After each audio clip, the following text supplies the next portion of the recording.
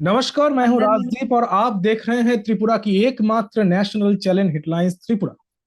शुरू हो गया है त्रिपुरा चुनाव की काउंटडाउन और उसके साथ ही लोकसभा चुनाव की भी प्रैक्टिस मैच साबित होता है गुजरात और हिमाचल की चुनाव। गुजरात खुद प्रधानमंत्री नरेंद्र मोदी जी के राज्य है और बीजेपी पूरी ताकत लगा दी है गुजरात जीतने के लिए। पिछले चुनाव में कांटे की टक्कर हुआ था, महज 99 सीट मिले थे बीजेपी को, लेकिन तब परिस्थिति कुछ और थी और अभी परिस्थिति कुछ और है। हार्दिक पटेल जो कांग्रेस में थी अभी बीजेपी में है, जिग्नेश मेवानी अभी कांग्रेस में है और आम आदमी पार्टी मैदान में पहली बार उतरी है। गुजरात में सरकार वापसी करते हैं लेकिन हिमाचल में सरकार बदलती है। फिलहाल फ्री वादे की रंग, भारत जोड़ो की संग या ब्रांड मोदी की दमखम, कौन मारेगा बाजी, कौन जीतेगा गुजरात, इस विषय में विश्लेषण करने के लिए हमारे साथ जुड़े हैं गुजरात से राजनीतिक जगत के जाने माने जानकार, राजनीतिक विशेष विश्लेषक श्री प्रशांत गढ़वी जी। प्रशांत जी, हेडलाइंस त्रिपुरा में आपका स्वागत है। Good evening. प्रशांत जी, हमारे दर्शकों के लिए आप थोड़ा आसान भाषा में बताएं कि इस बार गुजरात चुनाव में मेन मुद्दा क्या क्या रहा। बहुत ही मतलब क्या बोलते हैं, हास्यास्पद सवाल हम बोलते हैं उसको, क्योंकि इस बार ऐसा है कि पहली बार ऐसा हुआ कि चुनाव में देखिए चुनावी मुद्दे नहीं थे, और वो हर वक्त होता है, चाहे लोकसभा हो चाहे विधानसभा हो। चुनाव कभी मुद्दों पे नहीं लड़ा जाता है, लेकिन इस बार मुद्दों की कमी रही, ना कहीं मुद्दे दिखे, क्या ना माहौल दिखा। चुनावी माहौल लाते लाते लाते मतलब इतना पॉलिटिकल पार्टी का इतना दम घुट गया, क्योंकि मतदारों के अंदर वो चुनावी माहौल दिख ही नहीं रहा था। कुछ भी करो, वो लोग कहीं एक्सेप्ट नहीं कर रहे थे कि हमारा चुनाव आ रहा है, या तो हम बदलाव लाएंगे या तो हम रिपीट करेंगे। बट फिर भी देखिए, पूरे कोई भी देश में कोई भी राज्य हो, हमको पता है कि ओरिजिनल मुद्दे जो है, जो मतलब आम जनता के लिए बहुत ही अहम होते हैं। शिक्षा की बात होती है, आरोग्य की बात होती है, रोड की बात, इंफ्रास्ट्रक्चर की, पानी की, किसान की। बट ये मुद्दे कहीं होते ही नहीं है। और खास करके गुजरात में जब भी देखो, उड़ता हुआ कहीं ना कहीं से हिंदुत्व का मुद्दा आ जाएगा। अहमदाबाद या गुजरात में पिछले काफी सालों से कर्फ्यू किसी ने नहीं देखा, वो आ जाता है। बाकी यस, एक कॉमन मुद्दा पूरे देश के लिए जो बना रहा है, महंगाई और बेरोजगारी, वो हमको देखने को मिलता है, लेकिन वो वर्बली ही होता है, बाकी कहीं सुनने में नहीं आता है। तो यहाँ भी पहले शुरू शुरू में लोग बोल रहे थे महंगाई और बेरोजगारी, क्योंकि बेरोजगारी इसलिए कि पिछले 6-8 महीने में और एक साल में काफी सारे पेपर यहाँ पर फूटे हुए हैं। जो गवर्नमेंट परीक्षाएं जो होती है, जो गवर्नमेंट जो भी एग्जाम्स लेती है रिक्रूटमेंट की, उसमें काफी सारे पेपर को मतलब पेपर फूटे हैं। तो एक बहुत बड़ा मुद्दा बना था, और उसको लेके आम आदमी पार्टी ने पूरी ताकत झोंक दी थी, लेकिन फिर वो उतना काम नहीं कर पाया। दूसरा मुद्दा पूरे देश में जो अभी चला है, जो राजस्थान में कहीं असर कर गया, ओल्ड पेंशन स्कीम वाला, तो लग रहा था कि यहाँ भी ये मुद्दा बनेगा, क्योंकि यहाँ पर कम से कम 8.5 लाख से ज्यादा कर्मचारी, गवर्नमेंट एम्प्लॉई ऐसे हैं जो पेंशन स्कीम से वंचित है। और ऐसा लग रहा था कि वो लोग भी कहीं ना कहीं अपनी ताकत झोंकेंगे, लेकिन वो भी नहीं हुआ। महंगाई के लिए लोग बात करते हैं, बट यस, एक और बात ये है कि जब आप वर्बली मतलब एक रैंडमली सर्वे करते हो और किसी को पूछते हो कि क्या लग रहा है, महंगाई और बेरोजगारी मुद्दा है, तो आप क्या बदलाव चाहोगे, तो बोलेंगे बदलाव करना है, लेकिन सामने कोई ऑप्शन नहीं है। गुजरात में कांग्रेस बहुत डल है। कांग्रेस इतनी मतलब नंबर में बहुत अच्छा है, ज्यादा है, बट फेस का बहुत बड़ा वैक्यूम है। कांग्रेस में ऐसा कोई लीडर एक्सेप्ट होके बाहर नहीं आया है, उभर के नहीं आया है। जिस तरीके से राजस्थान में सचिन पायलट और अशोक गहलोत है, मध्य प्रदेश में एक जमाने में ज्योतिरादित्य सिंधिया और कमलनाथ, दिग्विजय सिंह हुआ करते थे। आज हिमाचल में बाजी बदल रही है, क्योंकि वहां वीरभद्र सिंह है। तो उस तरीके से गुजरात में ऐसा कोई बड़ा कांग्रेसी नेता उभर के बाहर नहीं आया है जो सर्व स्वीकृत हो जाए, मोदी को या बीजेपी को टक्कर दे पाए और इतने बड़े मात्रा में बदलाव कर पाए। तो बदलाव मतलब एक ही चीज है, लोग वोट करने जाते तो ऐसा बोलते हैं कि बीजेपी पसंद नहीं है, बीजेपी काम नहीं कर रही, पर कांग्रेस में ऑप्शन दिख नहीं रहा है, फेस दिख नहीं रहा है, इसलिए भी हम बीजेपी को वोट कर रहे हैं। तो ये एंगल पे ज्यादातर वोट हो रहा है, और इसीलिए स्टेटस को और मोनोटोनस जैसी सिचुएशन हमको ज्यादा देखने को मिलती है। ठीक उसी तरह जिस तरीके से आपने बताया कि मुद्दा, तो गुजरात में आपको पता होगा 2002 में गोधरा का सबसे बड़ा कांड हुआ।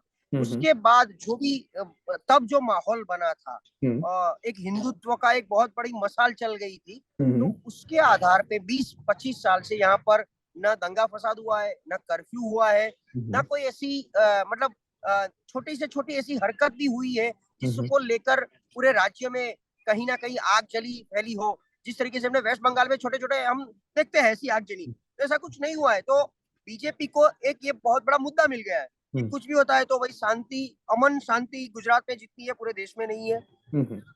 गुजरात की जनता ने कर्फ्यू नहीं देखा है, और 2002 में जो बच्चा जन्मा है वो आज 20 साल का हो गया है।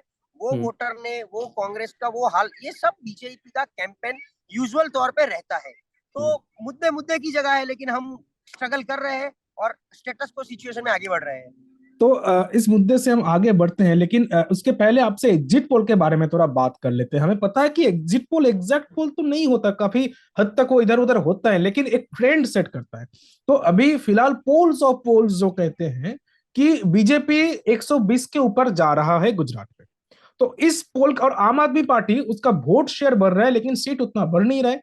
कांग्रेस 50 भी क्रॉस नहीं कर पा रहा है। तो इस एग्जिट पोल के साथ आप किस हद तक सहमत हैं? कि मैं गुजरात की भूमि से हूँ और गुजरात के पॉलिटिक्स को बहुत डीपली जानता हूँ। ये पिछले 5 साल में, देखिए 27 साल से बीजेपी की सरकार है। एंटी इनकम्बेंसी फैक्टर है, भले बीजेपी एक्सेप्ट करे ना करे, क्योंकि जनता की जो अपेक्षा है उसको कहीं ना कहीं फुलफिल करने में बीजेपी उतनी सक्सेस नहीं गई है। पर उसके सामने, वो एंटी इनकम्बेंसी के सामने, जैसे मैंने बोला, कांग्रेस का जो विरोध करने का एक जो तरीका होता है, जो लोगों को लगे कि भाई कांग्रेस हमारे लिए काम कर रही है, वो नहीं हो रहा है। तो स्टेटस को, मतलब आज हमारी जो गुजरात की विधानसभा जो थी लास्ट की, बीजेपी का 114, कांग्रेस के 62, बीटीपी एनसीपी सब मिला के 182 जो सीट होती है। तो मैं बोल रहा था स्टेटस को रहेगा ऑलमोस्ट, कि कुछ भी हो जाए, क्योंकि पिछले 5 साल में ऐसा बड़ा मैजिक नहीं हुआ है कि बीजेपी ने बहुत सारा काम किया है। कोरोना में हमको कहीं भी दिक्कत नहीं आई है, महंगाई को कंट्रोल कर दिया है, ये हुआ वो हुआ। तो ऐसा मैजिक नहीं हुआ कि बीजेपी के ऊपर इतने आशीर्वाद बरस जाए कि वो 114 से 124 34 तक पहुंचे। तो मैं नहीं मानता कि 120 क्रॉस होती मुझे दिखती हो। At the same time Congress के 62 एमएलए जो है उसमें थोड़ा बहुत नेगेटिव हो सकता है। आम आदमी पार्टी जिस तरीके से आई थी 6 महीने पहले और जो पूरी ताकत झोंक दी थी, हमको ऐसा लग रहा था कि वो कहीं ना कहीं 70% वोट शेयर कांग्रेस का खा रही है। तो वो 70% बीजेपी को कहीं ना कहीं 20 सीट में फायदा करा रही थी। तो इसलिए लोग बोल रहे थे कि इसी जगह पे मैं आपको एक बार टोकना चाहूंगा कि आम आदमी पार्टी की इस बार भूमिका एक्चुअली रहा क्या है, कि मतलब आपकी जो उपस्थिति है, मतलब आम आदमी पार्टी की उपस्थिति, ये उपस्थिति क्या बीजेपी के लिए फायदेमंद हो रहा है? क्योंकि आपने जो वोट काटने की बात की, वो वोट कहां से काट रहा है, और इसका थोड़ा विस्तार से अगर आप बताएं हमें। देखिए, आम आदमी पार्टी गुजरात में पहली बार आई 2017 में। इलेक्शन में उतनी नहीं तो सही थी ही नहीं यहाँ पर। नगर निगम, इससे पहले नगर निगम के चुनाव जो हुए थे उसमें थोड़ी बहुत उसकी सफलता उसको सूरत में मिली थी। तब जाके उन्होंने डिसाइड किया कि हम विधानसभा कंटेस्ट करेंगे। 182 पे कंटेस्ट अच्छी तरह किया। जब आई 6 महीने पहले, एक तो ये कोरोना के बाद आई, कोई मुद्दे पे नहीं लड़ी, दिल्ली का मॉडल लेके आई। लोगों ने थोड़ा बहुत एक्सेप्ट किया कि दिल्ली में सरकारी अस्पताल अच्छी है, सरकारी स्कूल अच्छी है, तो लोगों को कहीं ना कहीं भरोसा बैठना शुरू। तो पहले 3-4 महीने में हमको सबको ऐसा लगा कि कुछ बड़ा कर पाएगी। तब जब आए तो उसका बलून पूरा एयर से भरा हुआ था। हमको भी लगा कि वो बलून उड़ेगा, बलून कहीं ना कहीं काम करेगा। पर जैसे जैसे इलेक्शन नजदीक आया, वो बलून में से एयर धीरे धीरे निकलती गई, उसका पूरा जादू निकलता गया। वो पता नहीं कैसा ऐसा क्यों हुआ। और द मोमेंट इलेक्शन डिक्लेयर हो गया, द मोमेंट कैंडिडेट डिक्लेयर हो गए, पूरा जादू मतलब जीरो हो गया उसका। तो आम आदमी पार्टी ने जो भी कुछ काम किया है उसमें हमें लग रहा है कहीं ना कहीं कि वो सिर्फ एक कंटेस्ट करने के लिए, अपनी प्रेजेंस दिखाने के लिए और नेशनल पार्टी का क्राइटेरिया फुलफिल करने के लिए उसने ये पूरा एक मतलब हाई वोल्टेज ड्रामा कर दिया। और आज की तारीख में वो डबल डिजिट में वोट शेयर नहीं ले जाएगी, लेकिन नेशनल पार्टी का जो क्राइटेरिया 6% का, कि कोई भी पार्टी 2 राज्य में सरकार और तीसरे राज्य में 6% से ज्यादा वोट शेयर ले जाती है, तो ये यहाँ पर 6% से ज्यादा वोट शेयर लेके वो एक नेशनल पार्टी की तौर पे प्रस्तावित हो जाएगी, बट उतनी सफलताएं नहीं ले पाएगी। इनिशियली ऐसा लग रहा था कि आम आदमी पार्टी कांग्रेस की सभी सीट को नुकसान कर रही है और वो इनडायरेक्टली फायदा बीजेपी को करा रही है। बट जैसे जैसे उसके कैंडिडेट्स डिक्लेयर हुए तो वो वोट का पोलराइजेशन बीजेपी के कैंडिडेट के सामने हो गया। तो कहीं ना कहीं बीजेपी को भी नुकसान करता दिख रहा है आज की तारीख में। तो ऐसा भी हो सकता है कि जो सीट बीजेपी की हो सकती थी, 2-3 सीटें बीजेपी की ऐसी 2-5 सीटें होगी जो उससे उसके हाथ से छिटक जाएगी। पर कांग्रेस की काफी सारी ऐसी सीटें हैं जहां पर आम आदमी पार्टी भी नहीं, कांग्रेस भी नहीं, और बीजेपी स्ट्रेट अवे निकल जाएगी।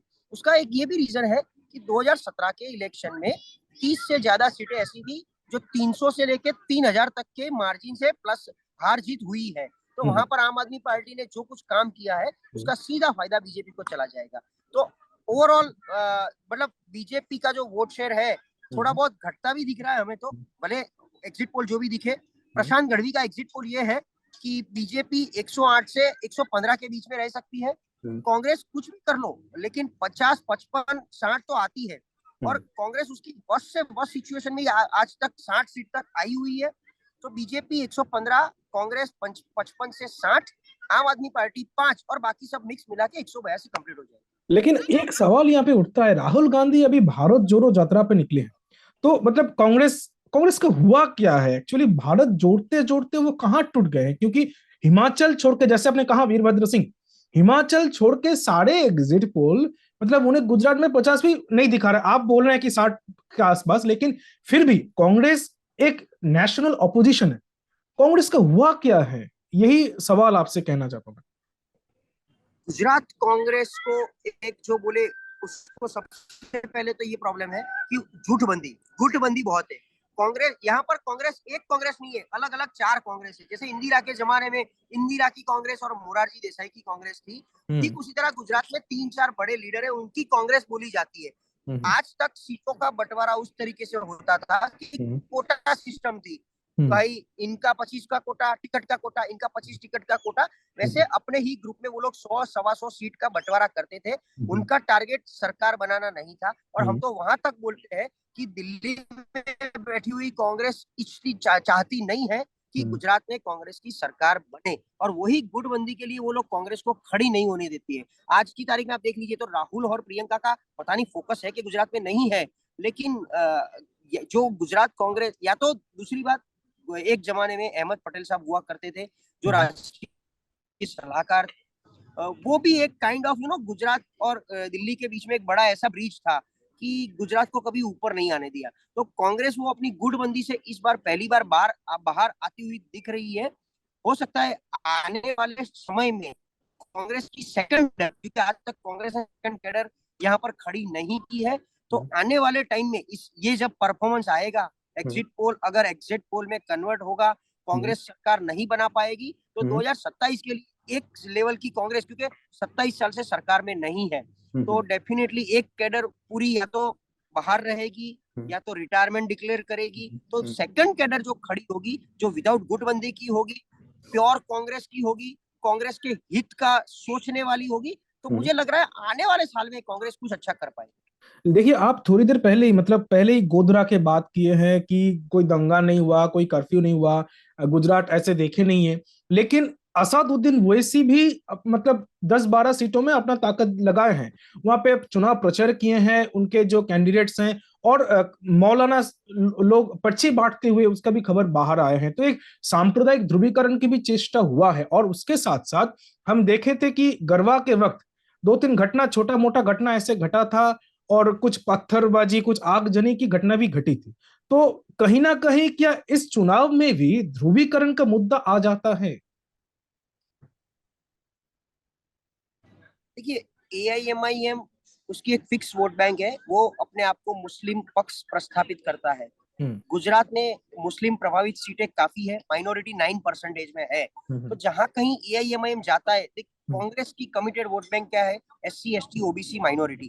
खास करके पिछले 1 दशक में जिस तरीके से बीजेपी ने हिंदुत्व का कार्ड खेला है, तो एक चीज बहुत साफ है कि यहाँ की माइनॉरिटी कांग्रेस के साथ रहती है, वो बीजेपी में उतना नहीं जाएगी, डेफिनेटली नहीं जाएगी। तो लेकिन बीजेपी को वो थ्रेट है कि ये माइनॉरिटी अगर कांग्रेस में वन वे जाती है तो उसको स्ट्रेट अवे नुकसान दिखता है। तो एआईएमआईएम ये आके वोट का ओनली एंड ओनली पोलराइजेशन करता है, बाकी कुछ नहीं होता है। तो जो मुस्लिम प्रभावित सीट होती है वहां पर एआईएमआईएम का कैंडिडेट जाके मुस्लिम वोट का पोलराइजेशन करता है, तो ना कांग्रेस को फायदा मिलता है, ना आम आदमी पार्टी को, न तो एआईएमआईएम को और इनडायरेक्टली फायदा बीजेपी को कॉर्पोरेशन के मामले में। मगर नगर निगम के जो चुनाव होते हैं वहां पर हम मान सकते हैं कि इंडिविजुअली एआईएमआईएम थोड़ी बहुत सक्सेस ले सकती है, क्योंकि वहां वोट्स कम होते हैं, साइज एरिया का साइज कम होता है। बट असेंबली में एआईएमआईएम सिंगल हैंड नहीं कर सकती है।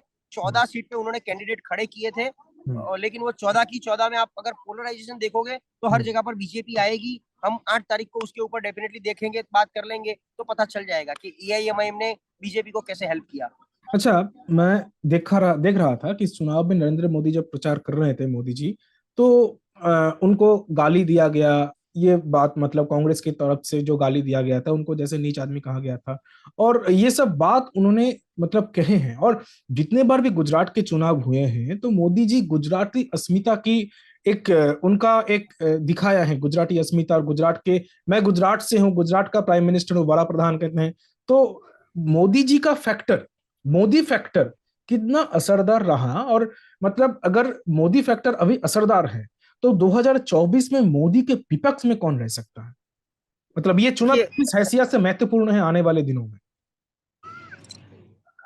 गुजरात से डाइवर्ट होते होते हम लोकसभा में अभी चल रहे हैं कि 2024 में विपक्ष।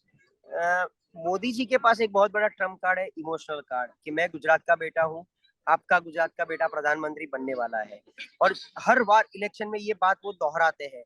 तो और कांग्रेस को हमेशा बोलते हैं कि आप कभी ना कभी सेल्फ गोल ऐसे करते हो जिसका फायदा बीजेपी को मिला हुआ दिखता है। इसीलिए इस बार कांग्रेस ने बहुत अच्छा काम ये किया है, मतलब साइलेंटली काम किया है, डोर टू डोर कैंपेनिंग किया है। कोई बड़े नेता बाहर से नहीं लाए ताकि वो लोग कुछ वाणी विलास कर बैठे और उसका नुकसान हो जाए।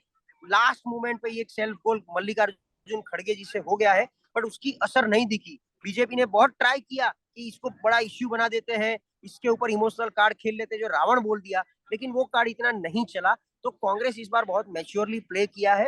अभी जहां तक लोकसभा और विपक्ष का सवाल जो है, तो अभी तक विपक्ष की एकजुटता बाहर आई नहीं है।